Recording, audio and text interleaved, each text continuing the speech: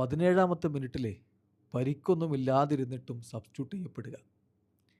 നിരാശനായി കണ്ണ് നിറഞ്ഞ് അവൻ മടങ്ങുന്ന കാഴ്ച തന്നെ ആരാധകരുടെ ഹൃദയം നുറുങ്ങുന്ന ഒന്നാണ്. ടണലിലൂടെ കരഞ്ഞുകൊണ്ടാണ് അവൻ പോയത്. ആൻ്റണിൻ കിൻസ്കിയുടെ കാര്യമാണ് ഞാൻ പറയുന്നത്.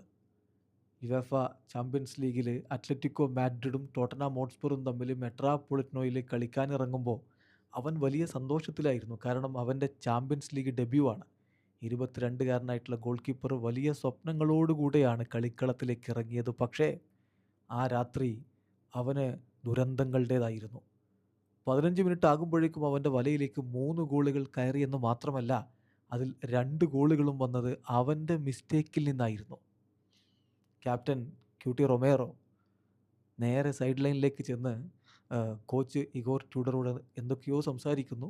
ആ സംസാരം കഴിഞ്ഞ പാടെ ഇഗോർ ട്യൂഡർ തിരിഞ്ഞു നിന്നുകൊണ്ട് സബ്സ്റ്റിറ്റ്യൂഷനാണ് കാണിക്കുന്നത്. പിന്നെ നമ്മൾ കാണുന്നത് കളി തുടങ്ങി 17-ാമത്തെ മിനിറ്റിൽ ഒരു ഇഞ്ചുറിയുമില്ലാതെ ഗോൾ കീപ്പറെ സബ്സ്റ്റിറ്റ്യൂട്ട് ചെയ്യുന്നു. യുവേഫ ചാമ്പ്യൻസ് ലീഗിൻ്റെ ചരിത്രത്തിൽ ഇങ്ങനെ ഒരു സബ്സ്റ്റിറ്റ്യൂഷൻ ആദ്യമായിട്ടാണ്. ക്യൂട്ടി റൊമേറോ വന്ന് ആശ്വസിപ്പിക്കുന്നുണ്ട്, മറ്റുള്ളവർ ആശ്വസിപ്പിക്കുന്നുണ്ട്. മെട്രോപൊളിറ്റനോയിൽ ആരാധകർ എഴുന്നേറ്റ് നിന്ന് സ്റ്റാൻഡിങ് ഓവേഷൻ കൊടുക്കുന്നുണ്ട്. അവൻ്റെ ഹൃദയം നുറുങ്ങിയിട്ടുണ്ട് എന്ന കാര്യത്തിൽ തർക്കമേ വേണ്ട. അപമാനമാണിത്. വലിയ സ്വപ്നങ്ങൾ കണ്ടിറങ്ങിയ അവന് ഇത് വലിയ അപമാനമാണ്. തിരിച്ചു വരാൻ കഴിയട്ടെ എന്ന് മാത്രമേ പറയാൻ പറ്റൂ.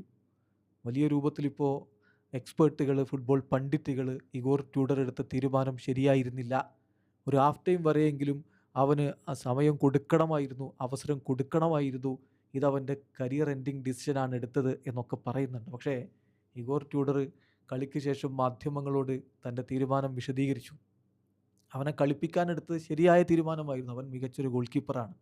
പക്ഷെ പിന്നെ ഗ്രൗണ്ടിൽ എന്ത് സംഭവിച്ചു എന്നുള്ളത് എനിക്ക് എക്സ്പ്ലെയിൻ ചെയ്യാൻ പറ്റില്ല. 15 കൊല്ലക്കാലം, കഴിഞ്ഞൊരു 15 കൊല്ലക്കാലം എടുത്ത ഇങ്ങനെയൊന്നും ഞാൻ കണ്ടിട്ടേയില്ല. അവനെ പ്രൊട്ടക്റ്റ് ചെയ്യാൻ വേണ്ടിയിട്ടാണ്. ആകെ മനസ്സ് തകർന്നു നിൽക്കുന്ന അവൻ ഗ്രൗണ്ടിൽ നിൽക്കുന്നതിനേക്കാൾ നല്ലത് അവനെ പ്രൊട്ടക്റ്റ് ചെയ്യാൻ വേണ്ടി എന്ന രൂപത്തിൽ ഞാൻ പിൻവലിക്കുകയായിരുന്നു.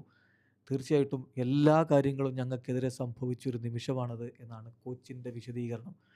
പക്ഷേ ആ ചെറുപ്പക്കാരനെ സംബന്ധിച്ചിടത്തോളം അവൻ വളരെ അപമാനഭാരത്താൽ, അതിലുപരി ദുഃഖത്താൽ കണ്ണീരണിഞ്ഞുകൊണ്ടാണ് മടങ്ങിപ്പോയത്.